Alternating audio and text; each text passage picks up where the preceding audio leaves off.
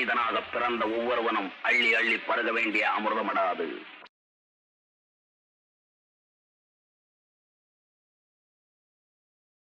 வணக்கம். நான்லீனியர் திரைக்கதை பற்றின என்னோட 3வது பகுதி இது. காலத்தை மாற்றி கதை சொல்கிற இந்த லீனியராக நேர்பாங்காக கதை சொல்லாமல் காலத்தை மாற்றி நான்லீனியராக கதை சொல்கிறது அப்படிங்கும்போது கதையில் ஒரு கதாசிரியருக்கு ஒரு முக்கியமான ஒரு பிரச்சனை இருக்குது. அதாவது இந்த மாதிரி காலத்தை மாற்றும்போது ஒரு விஷயம் அடிபடும். அது கதையில் எந்த கதையிலையும் ரொம்ப முக்கியமான ஒரு அம்சம். அது என்னென்னா கேரக்டர் ஆர்க். கேரக்டர் ஆர்க் அப்படிங்கிறது நேரடியாக டைமோடு தொடர்புடையது, காலத்தோடு தொடர்புடையது.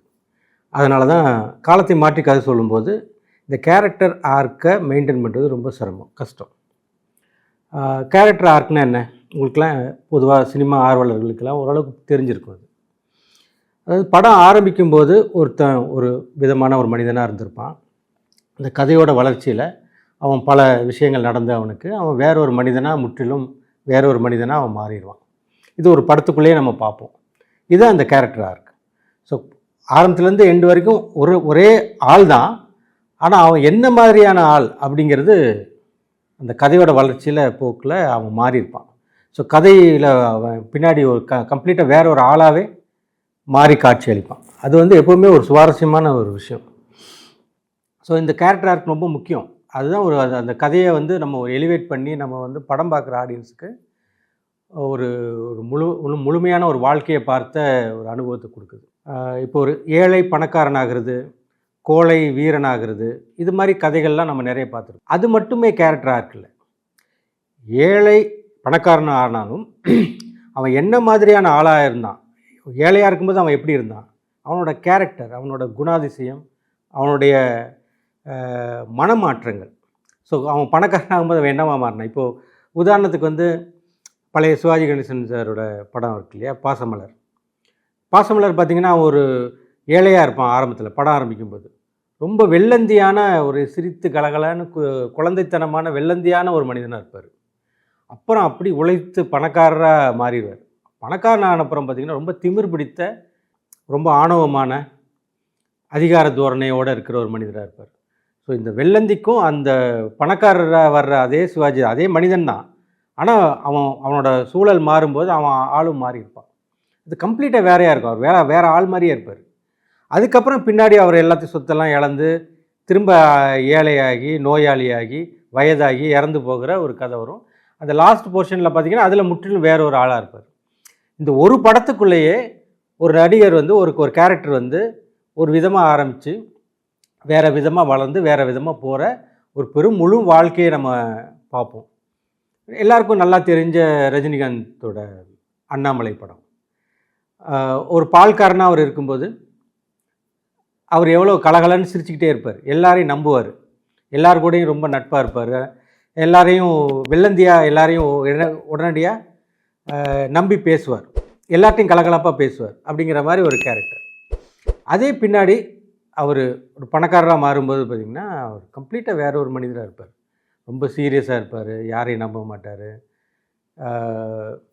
ஒரு விதமான ஒரு சீரியஸ்னஸோடு இருக்கிற ஒரு மனிதர். அவர் மற்றவர்கள் மேலே ஒரு சின்ன வெறுப்பை காட்டுற ஒரு சின்ன இதில் இருக்கிற ஒரு ஆளாக மாறுறதை பார்ப்போம்.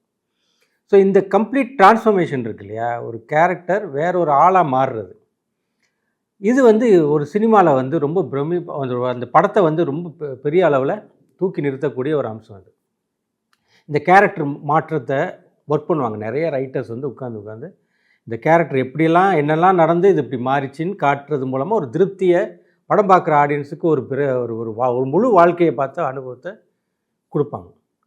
இப்போ இந்த நான்லீனியராக கதை சொல்லும்போது இருக்கிற ஒரு பெரிய பிரச்சனை என்னென்னா, இந்த கேரக்டர் ஆர்க் குழப்பமாக மாறி வரும் இல்லையா. அதாவது இப்படி இருந்தவன் இதெல்லாம் நடந்து இப்படி ஆனான் அப்படின்ற ஒரு ஆர்க்கு தான் அந்த கேரக்டர் ஆர்க்குன்றது. அது முழுசாக சொல்லும்போது ஒரு திரைக்கதை நேர்பாங்கான திரைக்கதையில் அது ஒரு முழுமையாக வந்துடும். நம்ம அதை எமோஷனலாக ஃபாலோ பண்ணுவோம். அந்த கேரக்டரோட வளர்ச்சியில் நம்மளும் புரிஞ்சுப்போம். அது கூட வளர்ந்து நம்ம இந்த மாற்றத்தையும் நம்ம அனுபவித்து கூடவே வருவோம். ஆனால் நான்லீனியராக கதை சொல்லும்போது இதே இப்போ அண்ணாமலை படத்தை நான்லி நேராக சொல்லி பாருங்கள். அவன் வந்து ரொம்ப திமிரு பிடித்த ஒரு பணக்காரனாக இருந்துட்டு அதுக்கப்புறம் நடுவில் திடீர்னு ஒரு கட் பண்ணால் அவன் வந்து ஒரு வெள்ளந்தியான ஒரு மனிதனாக பேசினா, என்னடா இவன் சிரிச்சு சிரிச்சு பேசிகிட்டு இருக்கான், அங்கே பார்த்தா அவன் ரொம்ப சீரியஸான ஆளாக இருக்கான், ரெண்டுக்கும் சம்மந்தமே இல்லைங்கிற மாதிரி இருக்கும் இல்லையா? ஸோ ஒரு கேரக்டர் ஆர்க் வந்து இதில் அடிபடுது நான்லீனியராக கதை சொல்லும்போது. ஆனால் நான்லீனியராக ஒரு முழு மனிதனோட வாழ்க்கையை சொல்லியிருக்காங்க.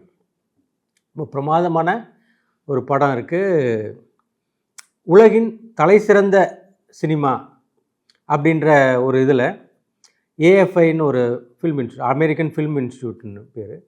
ஏஎஃப்ஐ வந்து 100 வருடம் சினிமா ஆரம்பித்து 100 வருடமான போது 100 இயர்ஸ் 100 ஃபில்ம்ஸ் 100 மூவிஸுங்கிற மாதிரி ஒரு லிஸ்ட்டு க்ரியேட் பண்ணாங்க. அதுக்கு பலவிதமான ஆட்கள் ஓட்டு போட்டாங்க. உலகம் முழுக்க இருந்து எல்லாரோட இதுவும் பெறப்பட்டது. அவர்களும் தேடினாங்க.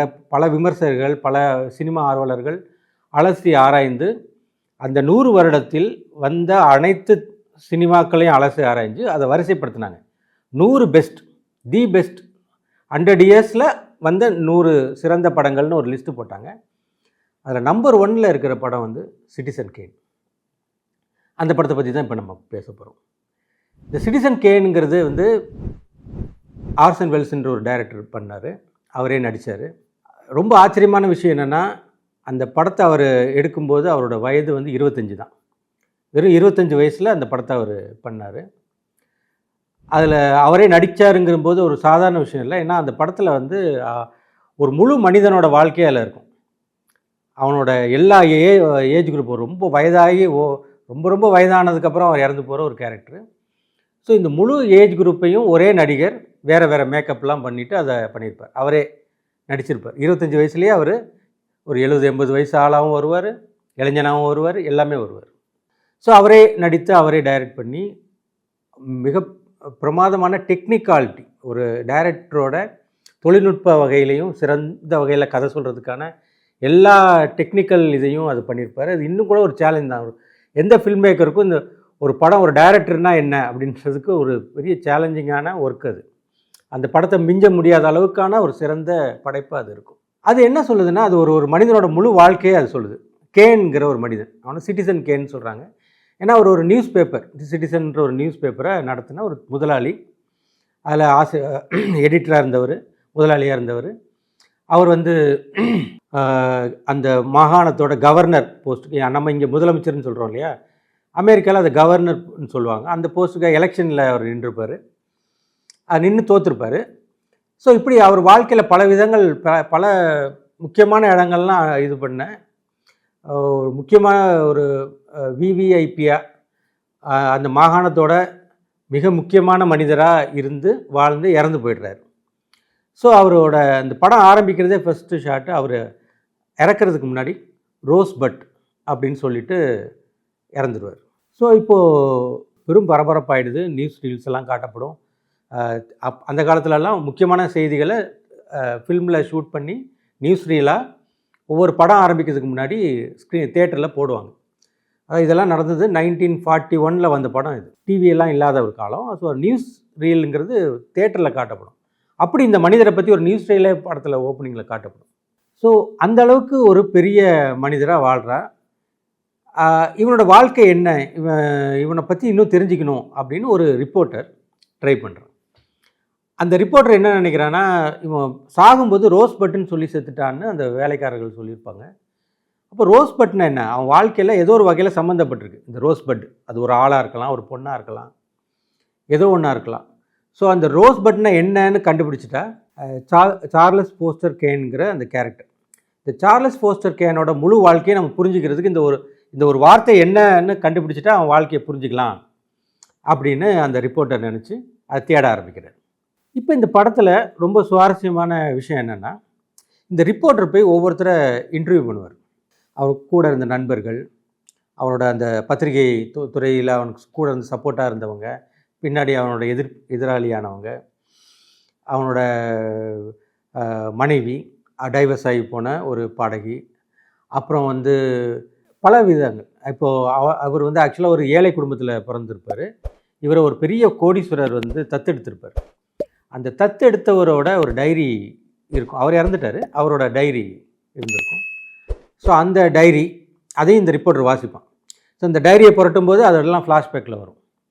ஸோ இப்படி இந்த ரிப்போர்ட்டர் யாரெல்லாம் பேட்டி காண்றானோ, யார்கிட்ட கேட்குறானோ, எதை வாசித்து ஒரு தகவலை தெரிஞ்சுக்கிறானோ, அதில் இருக்கிற ஆர்டரில் சீன்ஸ் வரும். அதாவது இப்போ உதாரணத்துக்கு இப்போ ஒருத்தர் வந்து கேன் உங்களுக்கு எப்போ பழக்கம்னா, அவனை நான் 20 வயசில் பார்த்தேன்ப்பா, இப்படி இருந்தான் அப்படி இருந்தான் அப்படின்னு ஒருத்தர் சொல்கிறார். 20லேருந்து ஒரு 70 வயசு வரைக்கும் அவர் அறிந்த கேன். ஒரு அவனோட செகண்ட் ஒய்ஃபை மீட் பண்ணும்போது அந்த ஒய்ஃப் வந்து தான் அவளை மீட் பண்ணும்போது அவருக்கு ஒரு இவ்வளோ வயசு, அவள் பார்த்த கேன், இன்னொரு நண்பன் அவன் பார்த்த கேன். அந்த டைரியில் இருக்கிற அந்த தத்தெடுத்தவர் வந்து ஒரு குழந்தைய அவனை ஒரு 8 வயசுலேருந்து தத்தெடுத்திருப்பார். ஸோ ஒரு 8 வயசுலேருந்து அவர் இறக்குற வரைக்கும் உள்ளதாக எழுதியிருப்பார். ஸோ கேனோட வாழ்க்கை வந்து 8லேருந்து ஒரு 20 வரைக்கும் ஒரு ட்ராக்கில் போயிட்டு கன்டினியூஸாக சொல்லிட்டு முடிச்சிடும். திரும்ப நடுவில் இருந்து ஒரு 15லேருந்து ஆரம்பிக்க முடியும். திடீர்னு ஒருத்தர் சொல்லும்போதே எனக்கு 70 வயசில் தான் அவர் தெரியும்னு ஆரம்பித்து 70 வயசுலன்னு சொல்லாங்க. ஸோ ஒரு மனிதனோட வாழ்க்கையை பலவிதமாக நேரேட் பண்ணும்போது, அதெல்லாம் ஃப்ளாஷ்பேக்கில் காட்டப்படும்போது, அதுதான் அந்த நான்லீனியர் வடிவம் எப்படி இருக்கும்னா, ஒரு மனிதனோட வாழ்க்கையை ஒவ்வொருத்தரும் அவங்கவுங்க பாயிண்ட் ஆஃப் வியூவில் பார்த்ததெல்லாம் சொல்லிக்கிட்டே வருவாங்க. ஸோ இது எல்லாமே ஒவ்வொருத்தரும் ஒவ்வொரு விதமாக இருக்கும். ஒரு மகிழ்ச்சியான ஒரு மனிதர், உற்சாகமான ஒரு மனிதராக இருக்கும். பின்னாடி அவன் எப்படி மாறினான்னு அவங்களோட பாயிண்ட் ஆஃப் வியூ. ஸோ இது எல்லாமே நம்ம ஒரு தொகுப்பாக தனித்தனி துண்டாக தொகுப்பாக வந்துக்கிட்டே இருக்கும். இந்த படத்தோட முடியும் போது நம்ம ஒட்டுமொத்தமாக யார் இவர் ஒரு எலெக்ஷனில் நின்னது, அதில் இது பண்ணது, அது மாதிரி இவரோட ஃபஸ்ட்டு ஒய்ஃப் ரொம்ப சந்தோஷமாக அவர் இதில் கல்யாணம் பண்ணியிருப்பார். அதுக்கப்புறம் தான் அவருக்கு செல்வம் எல்லாம் வளரும், ரொம்ப பணக்காரராக மாறுவார். அதே சமயத்தில் இந்த கணவன் மனைவிக்குள்ளே ஒரு பிரிவு வரும். இது ஒரு பிரமாதமான ஒரு எடிட்டிங்கில் அவர் காட்டுவார். அதாவது இவங்களுக்குள்ளே ரொம்ப நெருக்கமாக இருப்பாங்க. ஒரு சின்ன டேபிளில் கணவனும் மனைவியும் நெருக்கமாக உட்காந்து சாப்பிட்டுக்கிட்டே பேசிகிட்டு கொஞ்சிகிட்டு இருக்கிற அதில் ஆரம்பிக்கும். அப்படி கொஞ்சம் கொஞ்சமாக என்ன பண்ணுவார்னா, அந்த டேபிள் பெருசாகிட்டே இருக்கும். அதே சமயத்தில் இந்த 2 பேரோட இதுவும் விரிசலாகிட்டே இருக்கும். நடுவில் பயங்கரமாக சண்டை போட்டுக்கிறதெல்லாம் வரும். கடைசியில் ஒரு கட்டத்தில் லாஸ்ட்டில் என்ன ஆகும்னா, பெரிய டேபிள் பெருசாக இந்த எண்டுலேயும் அந்த எண்டுலேயும் 2 பேரும் தனித்தனியாக பேசாமலே உட்காந்து சாப்பிட்டுட்டு இருப்பாங்க. ஸோ அவங்களுக்குள்ள பேச்சே நின்று போயிடும் அந்தளவுக்கு. ஸோ ஒரு கணவனும் மனைவியும் ஒரு வயதாகும்போது அவங்க பிரிஞ்சு தனித்தனியாக ஆளாகிடுறாங்க. அதே சமயத்தில் அவங்களுக்குள்ள இந்த அந்யோன்யம்லாம் போயிடுது, அன்பெல்லாம் போயிடுதுங்கிற ஒரு விஷயம். இதை ஒரே மாண்டாஜிலே அவர் காட்டிடுவார் கடன்னு. ஸோ இப்போ ஒரு முழு வாழ்க்கையை வந்து டக்குன்னு சுருக்கமாக ஒரு இடத்துல நம்ம பார்த்துருவோம். ஒரு பக்கம் தன்னோட மனைவி கிட்ட வெறுப்பாக நடந்துக்கிட்ட அதே கேன், இன்னொரு பக்கம் ஒரு இளம் பெண்கிட்ட ரொம்ப அன்பாக பிரியமாக இருப்பான். அவள் ஒரு பாடகி, அவள் வந்து ஓபேரா பாடகி ஆகணும்னு ஆசைப்படுவான். ஆனால் அவளுக்கு திறமையே இருக்காது, நல்ல பாடகியே கிடையாது அவர். ஆனால் அவர் அவளுக்காக ஒரு ஒப்பேரா ஹவுஸே கட்டுவார். கட்டி அவளுக்கு அரங்கேற்றம் பண்ணுவார். ஆனால் அவள் மோசமான பாடகிங்கிறதுனால அவள் ஃபெயில் ஆவா. இந்த கேனோட ரொம்ப க்ளோஸ் ஃப்ரெண்டே வந்து இசை விமர்சனம் எழுதுகிறவன். அவன் வந்து இவளோட திறமை இல்லாத ஒரு பாடகிங்கிற இதை ஒரு ஆர்டிக்கிள் எழுதினோன்னா அந்த பொண்ணு அதை பார்த்துட்டாலும் உடனே தன்னோட ரொம்ப நீண்ட கால் நான் நண்பனை உடனே வேலையிலேருந்து தூக்கி வெளில தள்ளிடுவான். ஸோ இந்த மாதிரி பல விஷயங்கள். ஸோ ஒரு மனிதனோட முழுமையான வாழ்க்கை வேறு ஆட்களோட பாயிண்ட் ஆஃப் வியூவில் சொல்லப்பட்டுக்கிட்டே வரும். ஸோ இந்த கேரக்டர் ஆர்க்குன்றதே ரொம்ப ஒவ்வொருத்தரோட பாயிண்ட் ஆஃப் வியூலும் அது வேறு ஆர்க்காக இருக்கும். ஸோ இந்த எல்லாமே வந்து நம்ம வந்து தொகுத்து மைண்டுக்குள்ளே நம்ம இந்த படம் பார்க்க ஒரு வாழ்க்கை விரிஞ்சு யார்ப்பா இவன் அரசியலில் போகிறது, ஒரு ஆம்பிஷனோட ஒன்று முயற்சி பண்ணது, பணம் அவன் வெற்றி அடைந்தது, தொழிலில் அவன் முன்னேறினது, அதுக்காக அவன் செஞ்ச விஷயங்கள், இது எல்லாமே இதில் வந்து கலந்து வரும்போது ஒரு முழு மனித வாழ்க்கையும் நம்ம பலவிதமான கோணங்களில் பார்க்குறோம். இங்கே நமக்கு என்ன புரியாதுன்னா, இவன் நல்லவனா கெட்டவனான்னு நம்மளால் முடிவெடுக்கவே முடியாது. இவனை நம்ம எங்கே வைக்கிறது? ஒரு பக்கம் ரொம்ப நல்லவனாகவும் இருப்பான், இன்னொரு பக்கம் மோசமானவனாகவும் அவன் நடந்துக்கிட்டு இருக்கான். ஸோ இந்த மாதிரியான ஒரு விஷயம் வருது. இந்த படம் முடியும் போது அந்த ரிப்போர்ட்டர் ஆனால் அவன் தேடி வந்தது இந்த ரோஸ்பட்டுங்கிற இது. இவன் தேடின எதுலேயுமே யாருக்குமே ரோஸ்பட்டை தெரியாது. எல்லார்ட்டையும் அவன் கேட்டிருப்பான், ரோஸ்பட்னா என்னென்னு தெரியுமா? தெரியாது. ஸோ யாருக்குமே எதுவுமே தெரியாது. அந்த டைரியிலையும் அதை பற்றி எதுவும் இருக்காது. ஸோ இவன் கடைசி வரைக்கும் அதை கண்டுபிடிக்க முடியாது. அந்த ரிப்போர்ட்டர் கடைசியில் அங்கேருந்து அவன் ஆக்சுவலாக ஒரு கோட்டை மாதிரி ஒரு வீடை தான் முதல்ல கட்டியிருப்பார் அந்த கேன். அதில் எல்லா உலகத்தில் இருக்கிற எல்லா மிருகங்களையும் அங்கே வளர்க்கணும்னு நினச்சாரு. அதுக்கெல்லாம் கொண்டாந்தார். எல்லா உலகத்தில் கலைப்பொருட்கள் எல்லாத்தையும் கொண்டு சேர்த்தார். பெரிய பெரிய சிலைகள், கலைப்பொருட்கள் எல்லாத்தையும் அந்த இடத்துல சேர்த்தார். ஒரு தீவில் ஒரு கோட்டையை கட்டிட்டு ஒரு தனியாக ஒரு பெருசாக வாழணுன்ற மாதிரி அதை செய்கிறாரு. அது பாதி செஞ்சுட்டு இருக்கும்போது அவர் இறந்துடுறார். ஸோ அது கம்ப்ளீட்டும் ஆகிருக்காது. இதுக்கு நடுவில் ஆக்சுவலாக அந்த பாடகி வந்து தோற்று போயிருப்பா இல்லையா, அவள் இதனால் வீட்டுக்குள்ளே அவளால் நிம்மதியாக வாழ முடியாது. இவர் எவ்வளோ தான் அந்த பொண்ணுகிட்ட அன்பு காட்டினாலும் அந்த பொண்ணுக்கு அந்த இடம் ஒரு சிறைச்சாலை மாதிரி தான் இருக்கும், ஒரு ஜெயில் மாதிரி இருக்குது. அவரால் அங்கே நிம்மதியாக வாழவே முடியல. அவள் போகணுன்னு போராடுறா. விட தயாராக இல்லை. ஒரு பாயிண்டில் அவர் தற்கொலைக்கு முயற்சி பண்ணுவாள். அப்போ தான் இவருக்கு புரியும், இவர் நிஜமாகவே சீரியஸாக இருக்கா, இவ இங்கே இருக்க விரும்பலைன்றது புரிஞ்சுட்டு ஒரு விவகாரத்து கொடுத்து அனுப்பியிருப்பார். ஸோ அப்படி தான் அவள் வெளில போயிருப்பாள். அதுக்கப்புறம் அவர் தனிமையிலேயே வாழ்ந்து அந்த கோட்டையிலேயே அவர் இறந்துட்டாருங்கிற ஒரு விஷயம். ஸோ இந்த ரிப்போர்ட்டர் லாஸ்ட் வரைக்கும் இந்த ரோஸ் பட்டன் என்னென்னு கண்டுபிடிக்கவே இல்லை. ஸோ அவன் லாஸ்ட்டில் நம்ம ஆடியன்ஸ்ட்டு என்ன சொல்லுவான்னா, ஒருவேளை இவன் இந்த ரோஸ் பட்டனை என்ன அப்படின்னு கண்டுபிடிச்சா கூட இந்த கேனுங்கிற இந்த மனிதனோட முழு வாழ்க்கையை நம்மளால் புரிஞ்சிக்கவே முடியாது. ஒருவேளை ரோஸ்பட்டுங்கிற ஒரு வார்த்தைக்கான அர்த்தம் தெரிந்தால் கூட அவனோட வாழ்க்கையை முழுசாக நம்மளால் புரிஞ்சிக்கவே முடியாதுங்கிற ஒரு டயலாக் வரும் லாஸ்ட்டில். அவர் போயிடுவார். ஸோ ரிப்போர்ட்டர் தேடி வந்தது கிடைக்கல ரிப்போர்ட்டருக்கு. ஆனால் ஆடியன்ஸுக்கு அது காட்டப்படும், ரோஸ்பட்னா என்ன அப்படின்னு. அங்கே இருக்க வேலைக்காரர்கள்லாம் அங்கே தேவையில்லாத வீணான பொருட்கள்லாம் எடுத்து தீயில் போட்டு எரிச்சிட்டு இருப்பாங்க. அதில் அவன் சின்ன வயசில், அவன் 8 வயசில் இருக்கும்போது அவனை தத்தெடுத்தார் இல்லையா ஒருத்தர். இந்த தத்தெடுக்கிறதுக்கு முன்னாடி ஒரு ஏழை வீட்டில் அங்கே பனியெல்லாம் இருக்கும் வீட்டுக்கு வெளியில், ஒரு சின்ன குடிசை. அவனை தத்தெடுக்கிற அதே கையெழுத்துலாம் போடுற அந்த காட்சியில் அவன் வீட்டுக்கு வெளியில் பனியில் ஒரு சறுக்கு வண்டியில் பனியில் சறுக்கி விளையாண்டுட்டுருப்பான். அந்த சறுக்கு வண்டியை அவர் ரொம்ப பழைய போன ஒரு வண்டி, அதை கொண்டு நெருப்பில் போடுறாங்க. அந்த வண்டியில் தான் அந்த பேர் இருக்குது, ரோஸ்பட். ஸோ அவன் ஃபைனலாக அவர் இறக்கும்போது அவர் வாயிலேருந்து வந்த அந்த ரோஸ்பட்டுங்கிறது என்னென்னா, அவர் சின்ன வயசில் ஏழை வீட்டில் சாதாரண ஆளாக ஒரு 8 வயசு சின்ன பையனாக இருக்கும்போது அவன் விளையாண்டினா அந்த பனிச்சறுக்கு வண்டி தான் அந்த ரோஸ்பட்டுங்கிறது. ஸோ அதை தான் அவர் லாஸ்ட்டில் நினச்சிட்டே இருந்துட்டார். ஸோ இந்த படத்தில் ஆரம்பத்திலே என்ன காட்டப்படுதுன்னா, அந்த கோட்டை மாதிரி அவரோட இடம்னு சொன்னோம் இல்லையா, அதோட வெளியில் ஒரு போர்டு இருக்கும், ட்ரெஸ்பாசஸ் நாட் அலவுடுன்னு. அதாவது வெளியாட்களுக்கு அனுமதி இல்லைங்கிற மாதிரி. இந்த படம் முடியும் போது இந்த ரிப்போர்ட்டர் வெளில போவான்ல, அப்பவும் அதே கோட்டை காட்டப்படும். ஸோ மறைமுகமாக இதில் என்ன சொல்லப்படுதுன்னா, நம்ம என்ன தான் இருந்தாலும், எவ்வளோ தான் அலசி ஆராய்ந்தாலும் ஒரு மனிதனை நம்மளால் முழுசாக வெளியாட்களால் ஒரு மனிதனை புரிஞ்சிக்கவே முடியாது. வெளியாட்களுக்கு ஒரு மனிதனோட தனிப்பட்ட வாழ்க்கையை வச்சு நம்ம அவனோட சில சம்பவங்களை தொகுத்து மட்டும் முழுமையாக ஒரு மனிதனை நம்ம அறிந்து கொள்ளவே முடியாது. ஒவ்வொரு மனிதனும் அப்படி தான் இருக்கிறான். ஸோ யோசித்து பார்த்தா நம்ம குடும்பங்களில் நம்மளோட கணவன் மனைவிக்குள்ளேயே அவங்கள முழுசாக புரிஞ்சிருக்காங்களான்னா அது ஒரு மாதிரியான புரிதல் ஒரு அளவுக்கு தான் புரிய முடியும். இன்னொருத்தருக்கு அவங்க கம்ப்ளீட்டாக வேற ஒரு ஆளாக இருப்பாங்க, வேற ஒருத்தருக்கு இன்னொரு ஆளாக இருப்பாங்க. ஸோ ஒரு கேரக்டர் வெளியாட்களால் முழுசாக அறிந்து புரிந்து கொள்ளவே முடியாதது அப்படின்ற ஒரு பாயிண்ட்டை அவங்க சொல்ல வந்தார் அந்த படத்தில், சிட்டிசன் கேனில்.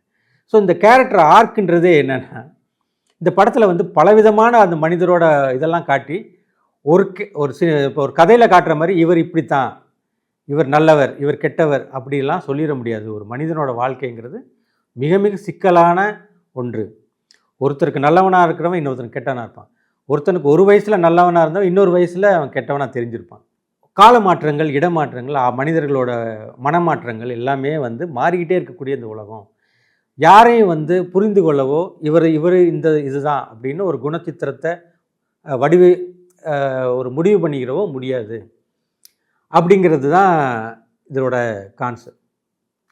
ஸோ இதோட மேக்கிங்கில் ஒரு விஷயம் சொல்லப்பட்டுகிட்டே இருக்கும். இது அந்த காலத்தில் 40s எடுக்கப்பட்ட மற்ற படங்கள்ல இருந்து வித்தியாசப்படுறது காரணம், பெரிய பெரிய செட்டெல்லாம் போட்டு படம் எடுக்கிற போது கூட யாரும் கூரையை கமிட் பண்ண மாட்டாங்க, லோ ஆங்கிளே பெருசாக வைக்க மாட்டாங்க. இந்த சிட்டிசன் கேன் படம் முழுக்கவே லோ ஆங்கிள் வைக்கப்படும். எப்போவுமே கொஞ்சமாவது அந்த ஃப்ரேமில் கூரை இருந்துக்கிட்டே இருக்கும். அது வந்து அந்த அந்த கேன்ன்ற ஒரு பிரம்மாண்டமான ஒரு மனிதன், ஒரு ஒரு கம்பீரமான ஆளுமை மிக்க ஒரு மனிதனை காட்டுற கம்போசிங் எல்லாமே அவனை லோ ஆங்கிள்ஸ் அது மாதிரி கொஞ்சம் சீலிங் வச்சு வச்சுருக்கோம். அதுக்கப்புறம் அந்த கேன் இறந்ததுக்கப்புறம் அந்த ரிப்போர்ட்டர் அங்கே வரும்போது கூட அந்த ஆங்கிள்ஸ் மெயின்டைன் பண்ணப்படும். கிட்டத்தட்ட அந்த வீடு, அந்த அவ்வளோ பிரம்மாண்டமான ஒரு மாளிகையே வந்து ஒரு அந்த கூரை அதுவே வந்து அந்த அந்த ஒரு ஆளுமையோட ஒரு ஒரு பெரிய ஒரு மூடி போட்டு மூடின மாதிரி, அதை முழுசும் வெளிக்காட்டாத ஒரு பெரும் ஆளுமையோட, தன்னை மூடிக்கிட்ட ஒரு ஆளுமையோட ஒரு வெளிப்பாடாக அது வந்து விசுவலாக அது இருக்கும் பார்க்க. ஸோ இந்த படத்தில் வந்து ஒரு டெக்னிக்கலாக நிறைய விஷயங்கள் இருக்குது. இந்த படம் நீங்கள் கவனிக்க வேண்டியது என்னென்னா, இது எல்லாமே வந்து வைட் ஆங்கிள்ஸ் மாதிரி இருக்கும். ஆனால் முழுக்க இன்றைக்கி இருக்கிற லென்ஸ் எல்லாம் அந்த காலத்தில் கிடையாது, இன்றைக்கி இருக்கிற கேமராக்கள்லாம் அந்த காலத்தில் கிடையாது. ஸோ எல்லாத்தையும் ஃபோக்கஸில் வைக்கணும்னு அவர் நினைக்கிறாரு அந்த டைரக்டர். நிறைய சீனை வந்து ஃபுல் எல்லாமே டெப்த் வரைக்கும் ஃபோக்கஸில் இருக்கும். ஆனால் அப்போ இருந்த லென்ஸ் எல்லாம் அதை பண்ணாது. ஸோ ஒரு இடத்துல ஃபோக்கஸ் வச்சு இன்னொரு இடத்துல அவுட் ஃபோக்கஸில் தான் இருக்கும். ஆனால் இவர் ஏன் அதை நினச்சாருன்னா, ஆர்சன் வெல்ஸை பொறுத்த வரைக்கும் நம்ம மனிதர்களை சாதாரணமாக நம்ம பார்க்கும்போது உலகத்தை நம்ம பார்த்து தினமும் பார்த்துக்கிட்டே இருக்கோம். எங்கேயுமே நம்ம அவுட் ஃபோக்கஸை பார்க்க மாட்டோம். நம்ம எங்கே பார்க்குறோமோ அது ஃபோக்கஸில் மாறிடும். ஆட்டோமேட்டிக்காக நம்ம லென்ஸ், நம்ம கண்ணில் இருக்கிற லென்ஸ் வந்து தன்னை ஃபோக்கஸை மாற்றிக்கும். ஸோ நம்ம எதை பார்த்தாலும் உடனே அது ஃபோக்கஸாக மாறிடும். ஸோ நம்ம அவுட் ஃபோக்கஸை நம்மளால் பார்க்க முடியாது. ஆனால் சினிமாவில் மட்டும்தான் நம்ம அவுட் ஃபோக்கஸை காட்டுறோம். ஏன்னா அதில் லென்ஸில் ஒரு இடத்துல ஃபோக்கஸ் வச்சா மற்ற இடம் அவுட் ஃபோக்கஸில் இருக்கும். ஸோ இவர் ஆர்சன் வெல்ஸ் என்ன நினச்சாருன்னா, இந்த படம் வந்து அவுட் ஃபோக்கஸே வேண்டாம், நிஜமாக கண்ணால் பார்த்தா எல்லாம் டெப்த் வரைக்கும் எல்லாமே ஃபோக்கஸில் இருக்கும் இல்லையா, அது மாதிரி தெரியணும்னு நினச்சார். அது சில ஷார்ட்லலாம் அது பண்ணவே முடியாது. அப்போ அவர் என்ன பண்ணுவார்னா, ஒரு நீங்கள் மாஸ்க் போட்டு, இப்போ டபுள் ஆக்ஷன்லாம் பழைய காலத்தில் ஃபிலிமில் இந்த பக்கம் மாஸ்க் போட்டு இந்த பக்கம் ஒரு நடிகரை நடிக்க வைப்பாங்க, அப்புறம் இங்கே மாஸ்க் போட்டு இங்கே நடிக்க வைப்பாங்க. இந்த ரெண்டும் சேரும்போது அந்த அதே ஃபில்மை ரிவர்ஸ் பண்ணி திரும்ப இந்த பக்கம் மாஸ்க் போட்டுருப்பாங்க. ஸோ ரெண்டும் ஒன்றா பார்க்கும்போது பார்த்தா ரெண்டு நடிகர்களும் ஒரே டபுள் ஆக்ஷன்லாம் அப்படி தான் எடுக்கப்பட்டோம் பழைய சினிமா மேக்கிங். அது இந்த டெக்னிக்கை அவர் வந்து என்ன பண்ணார்னா, இந்த ஃபோக்கஸுக்காக பயன்படுத்தியிருப்பார். மாஸ்க் வச்சுட்டு இந்த பக்கம் ஃபோக்கஸ் பண்ணிவிடுவார் ஒரு விஷயத்தை. அதுக்கப்புறம் இப்போது க்ளோஸில் ஒரு ஆள் இருக்கான்னா அவனை ஃபோக்கஸ் வச்சிடுறாரு. அதுக்கப்புறம் இந்த பக்கம் மாஸ்க் வச்சுட்டு அந்த டெப்த்தில் இருக்கிற ஆளுக்கு ஃபோக்கஸ் வைக்கிறது. ஸோ நார்மலாக ஒரு லென்ஸ் வச்சா ரெண்டு பேரும் ஃபோக்கஸில் கொண்டு வர முடியாது. ஆனால் இப்போது இந்த டெக்னிக்கை, மாஸ்க் டெக்னிக்கை யூஸ் பண்ணி அவர் ரெண்டையும் ஃபோக்கஸில் கொண்டு வருவார். இந்த மாதிரிலாம் இந்த படத்தில் நிறைய இருக்கும். நிறைய மினியேச்சர் ஷார்ட்ஸ் பியூட்டிஃபுல்லாக பண்ணப்பட்டிருக்கும். கேமரா வந்து மினியேச்சருக்குள்ளே நுழைஞ்சு அப்படி ரியல் ஷாட்டுக்குள்ளே போகிற மாதிரி இருக்கும். இதெல்லாம் முழுக்க அந்த காலத்தில் அந்த டெக்னிக்லாம் இல்லை, அதெல்லாம் பண்ண முடியாத சாத்தியமில்லாத டெக்னிக்ஸ் எல்லாம் அவர் பண்ணியிருக்கார். அதுக்காக ஒர்க் பண்ணி யோசித்து புது புது டெக்னிக்ஸ் எல்லாம் அதை கண்டுபிடிச்சிருப்பார். இந்த படம் முழுக்கவே நீங்கள் அந்த நான் ஆல்ரெடி இந்த டேபிள், இந்த ரெண்டு கணவன் மனைவியோட பிரிவை வந்து ஒரு டேபிளோட வளர்ச்சியும், அவங்க பணக்காரனாகிறாங்க, வசதியாக வருது, அதே சமயத்தில் அவங்க ரெண்டு பேரும் பிரிகிறாங்கன்றதை ரொம்ப பியூட்டிஃபுல்லாக ஒரு மாண்டேஜில் சொன்ன மாதிரியே இந்த படம் முழுக்கவும் நிறைய மாண்டேஜஸில் நிறைய குட்டி குட்டி விஷயங்களில் ஒரு கதை சொல்லப்பட்டுக்கிட்டே இருக்கும். ஸோ ஒரு சினிமாவோட அதிகபட்ச சாத்தியத்தை அந்த படத்துக்குள்ளே அவர் பண்ணிகிட்டு இருப்பார். டெக்னிக்கலாக ரொம்ப அட்வான்ஸான ஒரு படம், ரொம்ப கூர்ந்த அவசியம், ஒரு பாடம் மாதிரி படிக்க வேண்டிய ஒரு படம் சிட்டிசன் கேன். ஸோ இந்த படத்தில் இப்போ நான் முதல்ல சொன்ன மாதிரி இந்த கேரக்டர் ஆர்க்குன்றதையே அவங்க வந்து கேரக்டரை வந்து அதே டைம் லைனில் கதை சொல்லாமல் மாற்றி மாற்றி சொல்கிறது மூலமாக ஒரு மனிதனை புரிந்து கொள்ளவே முடியாதுங்கிற ஒரு பாயிண்ட்டை எம்பசைஸ் பண்ணி காட்டுறாங்க இல்லையா. ஸோ அது சிட்டிசன் கேனில் அது பிரமாதமாக செய்யப்பட்டிருக்கு. இது அப்படியே பார்த்திங்கன்னா இப்போ பின்னாடி ஒரு படம் இருக்குது, உங்களுக்கு எல்லாம் தெரிஞ்சிருக்கும். அலெக்சாண்ட்ரோ இனாரிட்டோன்ற ஒரு டைரக்டர், அலெக்சாண்ட்ரோ கன்சாரியஸ் இனாரிட்டோ. இவர் வந்து ஒரு உங்களுக்கெல்லாம் தெரியும், அமரோஸ் பெரோஸ்ன்ற ஒரு படம் வேர்ல்டே திரும்பி பார்க்க வச்சுது. என்னடா அப்படி ஒரு படம் பண்ணிட்டான் அந்த ஆள். ஸோ அமரோஸ் பெரோஸ், அதுக்கப்புறம் பேபல், இந்த ரெண்டு படமே வந்து மல்டிபிள் ஸ்டோரி லைன்ஸ், பேரலாக பல கதைகளை ஒன்றாக இணைத்து கட் பண்ணி காட்டுவது. ஸோ மல்டிபிள் ஸ்டோரி லைன் கதைகள் அவர் நிறைய, ரெண்டு பிரமாதமான அமரோஸ் பெரோஸும் பேபலும் இப்போ கூட அது இனாரிட்டோட பெஸ்ட் ஒர்க்ஸு. அதுக்கப்புறம் ரெவரண்ட் மாதிரி படம்லாம் நிறைய பண்ணார் அவர். நிறைய ரொம்ப நல்ல இப்போ கூட நல்ல படங்கள் எடுத்துகிட்டு இருக்கிற ஒரு டைரக்டர். இவரோட ஒரு படம் இருக்குது, நான் லீனியர் படம் 21 கிராம்ஸ். அது மல்டிபிள் ஸ்டோரி லைன் மாதிரி இருக்கும், ஆனால் அது ஆக்சுவலாக ரொம்ப நான் லீனியர்லேயே ரொம்ப குழப்பமான நான் லீனியர்னு சொல்லலாம் அந்த படத்தை, 21 கிராம்ஸுங்கிற படம். இந்த படத்துலேயும் வந்து இது ஒரு மனிதன், இப்போ சிட்டிசன் கேன் வந்து ஒரு மனிதனோட வாழ்க்கை, அது பல பேரோட கோணத்துலேருந்து சொல்கிறது. இது வந்து 3 தனி மனிதர்களோட 3 குடும்பங்கள் 3 தனி மனிதர்களோட வாழ்க்கையை இது சொல்லுது இந்த படம் 21 கிராம்ஸுங்கிற படம். ஆனால் அது முழுக்க நான் லீனியராக இருக்கும். அந்த கேரக்டர்ஸ் எங்கெங்கேயோ வளர்ந்து என்னென்னவோ மாறி இருப்பாங்க. நம்ம முன்ன பின்ன காட்டும்போது நமக்கு புரியவே புரியாது. ஒரு இடத்துல மோசமான ஒரு போதையில் அடிமையாகி குடிகாரனாக இருக்கிறவன் இன்னொரு பக்கம் ஒரு ரொம்ப பக்திமான ரொம்ப நல்லவனா குடும்பத்தனா இருப்பான். இன்னொரு பக்கம் வந்து ஒரு ஜெயிலுக்கு போயிட்டு வந்துட்டுருப்பான். இந்த மாதிரி இவனா அவன் அவனா இவன்ற மாதிரி இருக்கும். ஸோ இது ஒரு கேரக்டர் இல்லை, 3 கேரக்டர்ஸ் 3 பேரோட வாழ்க்கையில் வெவ்வேறு காலகட்டத்தை மாற்றி மாற்றி கட் பண்ணியிருப்பாங்க. இங்கே ஒரு சீட்டுக்கட்டை வந்து முழுசாக கலைச்சி அடுக்கணும் எப்படி இருக்கும், ஒன்று தொடர்பில்லாத விஷயங்களாக அடுக்கியிருக்கும். இது நேரேட்டிவ் வந்து ரொம்ப பர்பஸாகவே அதை பண்ணார். இந்த படத்தோட கதை வந்து ரொம்ப எமோஷ்னலான ஒரு ஸ்டோரி. இது இந்த 21 கிராம்ஸ் அந்த 21 கிராம்கள் எடை அப்படிங்கிறது என்னென்னா, அது ஆக்சுவலாக அந்த டைம்லலாம் ஒரு சின்ன ஆராய்ச்சி இருந்தது. ஒரு மனிதன் இறக்கும்போது அவனோட எடை ஒரு 21 கிராம் குறையுது அப்படின்னு ஒரு கண்டுபிடிக்கப்பட்டது. அந்த டைமில் சொல்லப்பட்டது. அது ஒரு ஆர்டிக்கல்லாம் வந்தது, அதை பற்றி எல்லோரும் பேசினாங்க. அதாவது ஒரு மனிதன் உயிரோடு இருக்கிற மனிதனோட எடையை வச்சுட்டு அவன் இறந்ததும் அவனோட எடையிலேருந்து 21 கிராம் குறைஞ்சிரும்.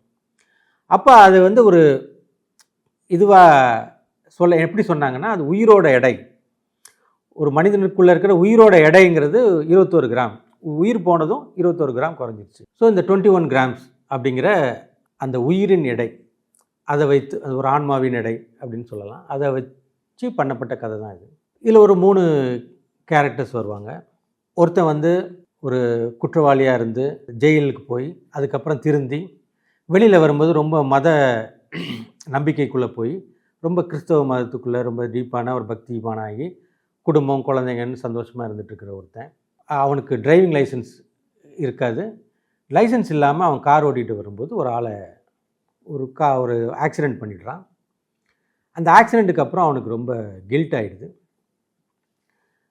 நம்ம பெரிய தப்பு பண்ணிட்டோம் அப்படிங்கிற ஒரு இது போலீஸில் ஒப்படைச்சிடும். ஏன்னா அவன் இப்போ மத நம்பிக்கையில் கடவுள் நம்பிக்கையில் போயிட்டான் இல்லையா, அதனால் நம்ம தப்பு பண்ணிட்டோம், இது வந்து போலீஸில் நான் சரண்டர் ஆகிறேன்னு சொல்லும்போது அவன் ஒய்ஃபும் குழந்தைங்கள்லாம் கூடவே கூடாது, குடும்பத்துக்காக நீங்கள் இருக்கணும்னு சொல்கிறாங்க. அவனால் அது ஒரு பெரிய மனப்போராட்டமாக இருக்குது. அவனுக்கு ரொம்ப கெட்டவனாக இருந்தவன், ஜெயிலுக்கெல்லாம் போயிட்டு வந்தவன் தான்.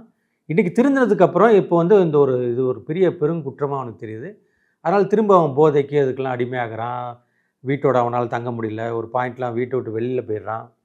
வெளில போய் தனியாக வாழ்ந்துக்கிட்டு சுற்றிக்கிட்டு இருக்கிறான். அவனுக்கு அந்த மனப்போராட்டம் ஒரு பெரும் போராட்டமாக அவன் அனுபவிச்சிட்ருக்கான். இன்னொரு பக்கம் இந்த ஆக்சிடெண்ட், ஒரு கணவனும் 2 குழந்தைகளும் இறந்து போயிடுச்சு.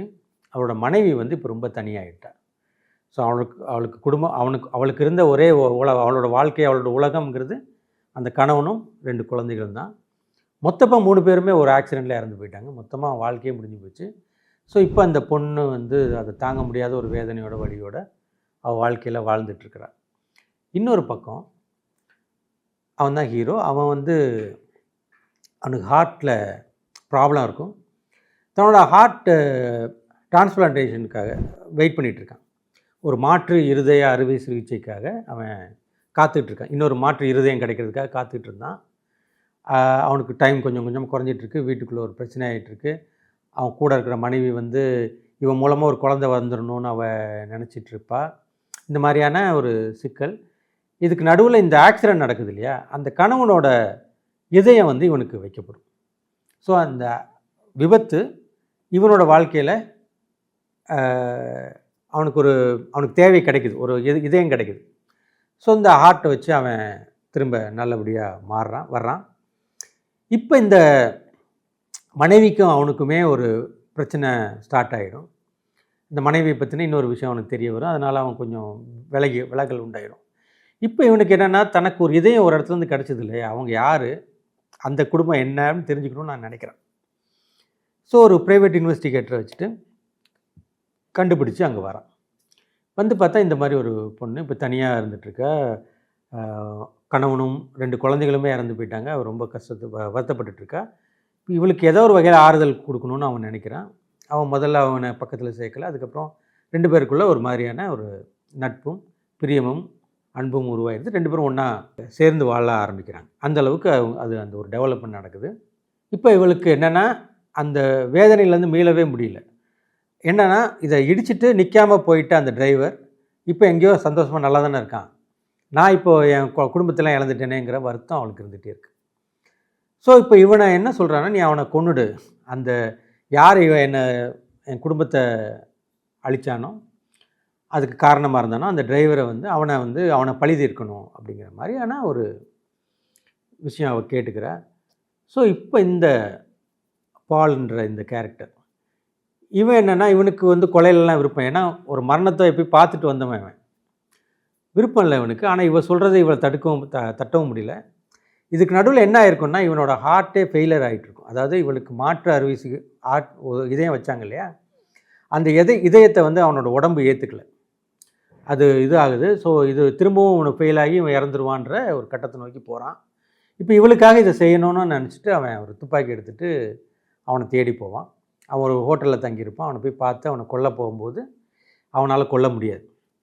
ஏன்னா மரணத்து இதை வரைக்கும் போய் பார்த்த ஒருத்தனுக்கு வந்து இன்னொரு சக மனிதனை கொல்றதுக்கு அவனுக்கு மனசு வரல. அவன் வந்து சும்மா கீழே சுட்டுட்டு, இனிமேல் இந்த ஊரில் நீ இருக்காத, நீ செத்துட்டதா அவள் நினைக்கட்டும், நீ போயிடு எங்கேயாவது, உன்னை கொண்டுட்டதான் நாங்கள் சொல்லிடுறேன், அவளும் நிம்மதியாக இருப்பான்ற மாதிரி சொல்லிட்டு இவர் வந்துடுவார். ஆனாலும் அந்த குற்றவாளியாக இருந்து திருந்தின அந்த மனிதன் இருக்கான்ல, தப்பு பண்ண மனிதன், அவனுக்கு வந்து அவனுக்கு தனக்கு ஒரு பனிஷ்மெண்ட் வந்தால் நல்லதுன்னு நினைப்பான். அவன் விட மாட்டான், அவன் தேடி இவங்ககிட்டே வந்துடுவான். திரும்ப நேராக வந்து என்னை கொல்லுன்னு சொல்லுவாங்க. ஒரு சின்ன ஸ்ட்ரகிள் நடக்கும்.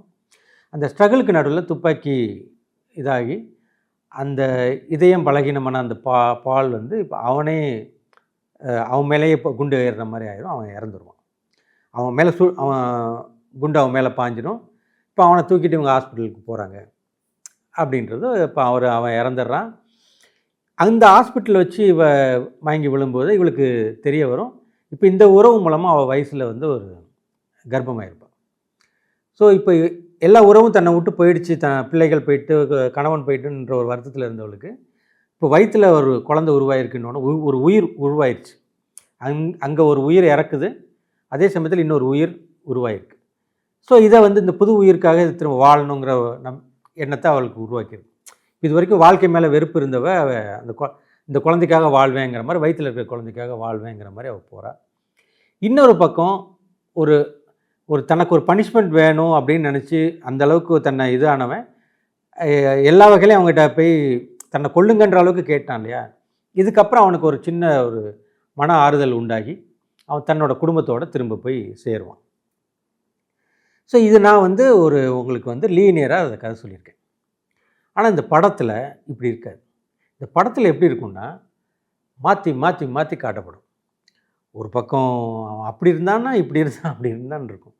ஸோ விதவிதமான வாழ்க்கை கட்டங்கள், அவங்களோட வேறு வாழ்க்கை கட்டங்களை மாற்றி மாற்றி ஒரு கொத்துக்கறி போட்ட மாதிரி தப்பிச்சதுன்னு குட்டி குட்டியாக கட் பண்ணப்பட்டிருக்கும். அது பர்பஸாகவே அந்த டைரக்டர் வந்து ஒரு மாதிரி அந்த வாழ்க்கையை வந்து சிதைச்சி மாற்றி ஈர்த்தியெல்லாம் காட்டுறாரு. நீங்கள் அந்த படத்தை முடிக்கும்போது தான் நமக்கு வந்து ஒரு மாதிரியான ஒரு முழுமையும் இந்த கதையை, அப்பா என்னடா அது இவ்வளோ ஒரு ஆழமான ஒரு கதையை சொல்லிட்டாங்களே என்ற ஃபீல் நமக்கு வரும். இந்த படம் முழுக்க என்னென்னா, நம்ம இந்த படத்தை பார்க்க வைக்கணும்னா அவங்களோட இன்டென்சிவான அவங்களோட பெர்ஃபார்மன்ஸ். மிகச்சிறந்த ஒரு 3 நடிகர்கள், அவங்க எல்லாம் அவங்களோட எக்ஸ்ட்ரானரி பெர்ஃபார்மன்ஸை காட்டிகிட்டு இருப்பாங்க. நீங்கள் அந்த சீனில் அவங்களோட வாழ்ந்துட்டு இருப்போம். அவங்க வாழ்க்கையெல்லாம் அப்படி ரத்தம் சதயமாக நேரடியாக ரொம்ப ரியலிஸ்டிக்காக இருக்கும். அதனாலேயே நம்ம வந்து இதென்ன இவன் இப்படி இருக்கான், அடுத்த சீனில் என்ன அவன் அப்படி ஆகிட்டான், ஏன் இப்படி ஆகிட்டான் ஒரு பாயிண்டில் நம்ம இது எல்லாத்தையும் கோர்த்து ஒரு பசிலை அடுக்கிற மாதிரி. இப்போ நீங்கள் குழந்தைங்கள்லாம் விளையாடும் இல்லையா, பசில் வந்து களைஞ்சி கிடக்கும்போது ஒரு முழு சித்திரம் நமக்கு தெரியாது, குட்டி குட்டியாக இருக்கும் பீசஸ். அந்த குட்டியை எடுத்து பார்த்தா அதில் ஒன்றுமே இல்லை, 2 கோடு ஏதோ ஒன்று இருக்குது. இது எல்லாத்தையும் இணைச்சி இந்த பசிலை நீங்கள் முழுசாக எல்லாத்தையும் முடிக்கும்போது முழு படமாக பார்க்கும்போது நமக்கு ஒரு அழகான ஒரு சித்திரமாக ஒரு படமாக மாறிடுது இல்லையா. அதுதான் இந்த படம். ஸோ 21 கிராம்ஸ் படத்தை வந்து இனாரிட்டு வந்து அந்த மாதிரி தான் டிசைன் பண்ணியிருந்தார். ஸோ குட்டி குட்டியாக தெளிச்சிக்கிட்டே வருவார். இது எல்லாத்தையும் சேர்த்து பார்க்கும்போது முழுசாக நமக்கு வந்து ஒரு முழு சித்திரம் கிடைக்கும். இதில் ஒவ்வொரு கேரக்டரோட ஆர்க், ஸோ நீங்கள் பால்ன்ற அந்த மெயின் கேரக்டரோட கதை எங்கே ஆரம்பித்து எங்கே போச்சு, எப்படி வளர்ந்தது, அவன் என்ன எமோஷ்னல் டிரான்ஸ்ஃபர்மேஷனுக்கு ஆளானான், அதேமாதிரி அவனோட வாழ்க்கை என்னெல்லாம் மாற்றம், அவனோட முதல்ல அவன் இருந்த மனிதனாக பின்னாடி இல்லை. ஸோ இந்த மாற்றம் அதே மாதிரி அந்த ஒரு குற்றவாளியாக இருந்தவன், கெட்டவனாக இருந்தவன் நல்லவனாக திருந்தி அதுக்கப்புறம் ஒரு குற்ற உணர்வுக்குள்ளே ஆட்பட்டு தனக்கு ஒரு பனிஷ்மெண்ட் வேணும்னு நினச்சி அப்படின்ற ஒரு கதை இருக்கு இல்லையா, அந்த கேரக்டரோட ஆர்க். அப்புறம் அந்த பெண்ணோட ஆர்க். இந்த எல்லா கேரக்டர் ஆர்க்கும் நமக்கு வந்து எப்போ தெரியும்னா படம் கம்ப்ளீட் ஆகும்போது, முழு சித்திரமும் தெரியும் போது ஒரு கேரக்டர் எப்படிலாம் வளர்ந்து எப்படி ஆகிருக்கு. ஸோ வாழ்க்கையோட வினோதமான டிசைன்ஸ் அதை நம்ம வந்து பார்க்க ஒரு எக்ஸ்பீரியன்ஸ் பண்ணுறதுக்கான வாய்ப்பை இந்த படம் கொடுக்கும். ஸோ நமக்கு ஒரு ஆழமான ஒரு தேடலையும் ஒரு அனுபவமாகவும் இது மாறும். எப்படி சிட்டிசன் கேன் படத்தில் ஒரு மனிதனோட வாழ்க்கையை பல துண்டான வேறு பசில்ஸ் எல்லாம் சேர்ந்து அடுக்கி மொத்தமாக பார்க்கும்போது ஒரு பிரம்மாண்டமான சித்திரம். ஆனால் இது என்ன, இந்த ஆளை புரிஞ்சிக்கவே முடியல, இப்படி இருக்கான் அப்படி இருக்கான் இப்படி இருக்கான் அப்படி இருக்கான் அப்படிங்கிற மாதிரி நமக்கு ஒரு பிரமிப்பும் இதுவும் உண்டாகும். அதே தான் இந்த இன்னாரிட்டுவோட 21 கிராம்ஸ் படத்துலேயும் நமக்கு வரும்.